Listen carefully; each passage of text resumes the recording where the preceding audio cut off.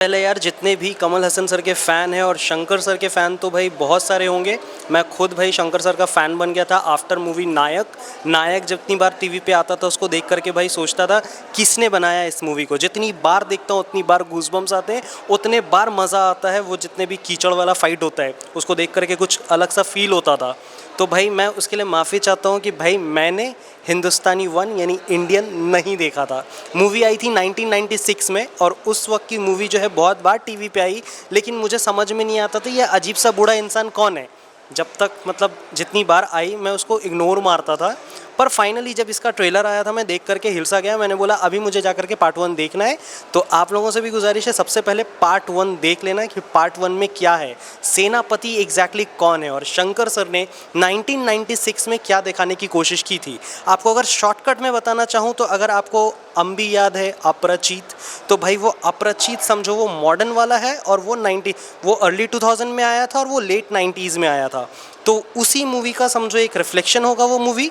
और जिस तरह से शंकर सर हमेशा से सोशल जितने भी चीज़ें होती है, जितनी भी सोशल ऑफेंस चलते रहते हैं लोगों के बीच में, उसके ऊपर में वो उंगली करते रहते हैं, सिस्टम को उंगली करते रहते हैं। तो भाई सेम उसी चीज़ के ऊपर में पूरी मूवी है। सेनापति एक एक्स फ्रीडम फाइटर है और वो भाई साहब जो है अब करप्शन के खिलाफ खड़े हो चुके हैं और इतने स्ट्रिक्ट है वो कि अपने ही बेटे कमल हसन को उड़ा देते हैं। अब ये एक तरह का स्पॉइलर हो सकता है, लेकिन आप जा कर के देख सकते हो यूट्यूब पे जो है इसकी पूरी मूवी अवेलेबल है, आप उसको देख लेना अगर आपके पास टाइम है तो।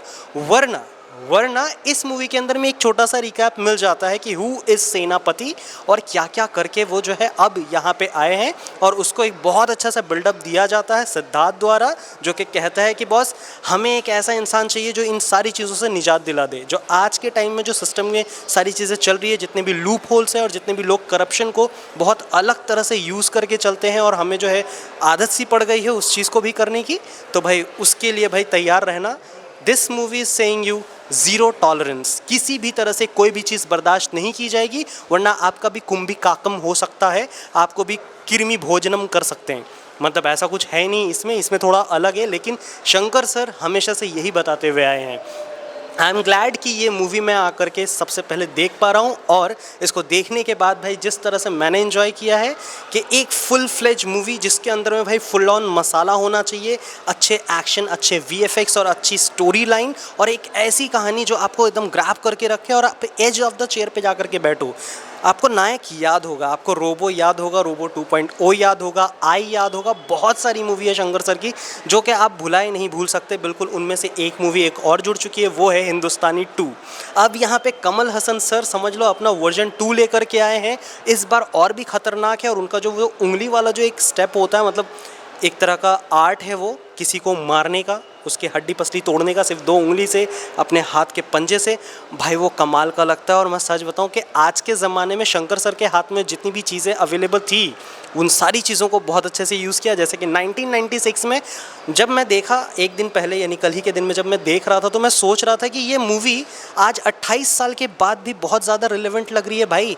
तो सोचो उस टाइम पे क्या तहलका मचाया होगा इस मूवी ने। 28 साल पहले वाली मूवी आज भी रिलेट कर रही है और अभी इस कहानी के अंदर में ये बंदा 100 साल से ऊपर का है, क्योंकि अगर इसकी जन्म को देखा जाए तो 1910 के आसपास का जन्म दिखाया जा रहा है। जब फ्रीडम फाइटर बने हुए थे उस टाइम पे उनकी एज जो है 30 से 40 साल की थी और वो फ्रीडम फाइट करते करते देश को आज़ादी मिल गई, लेकिन उन्होंने फिर बीड़ा उठाया और वो बीड़ा अभी तक चल रहा है कि आज भी हमारे देश में कई सारी चीज़ों में जो है बहुत हाई लेवल पे सारी चीज़ें करप्शंस चलती है और आम इंसान को बहुत सारी चीज़ें मतलब झेलना पड़ता है। उन सारी चीज़ों पे जिस तरह से फोकस किया है, hats off to the Shankar sir. और यहाँ पे अगर कमल हसन सर की बात की जाए तो हेल यास्कीन, हाँ भाई अभी तक यास्कीन अंदर में है कि डरो मत एक नया युग आ रहा है, वो युग ये भी है। हाँ, जिस तरह से प्रोस्थेटिक को यूज़ करके कमल हसन सर ने एक बार बेंचमार्क सेट किया था, ही वॉज द फर्स्ट। और शंकर सर पहले थे जिन्होंने हर तरह के प्रोस्थेटिक को यूज़ किया, हर तरह के वीएफएक्स उस ज़माने में जो था उस वक्त यूज़ किया और आज भी वो अपने हिसाब से एकदम आगे चल रहे हैं। और इस मूवी को देखने के बाद से एक चीज़ आता है भाई दिमाग में, Shankar sir is a magical personality. वो कुछ भी दिखा सकते हैं भाई, कुछ भी आपको बिलीव करवा सकते हैं।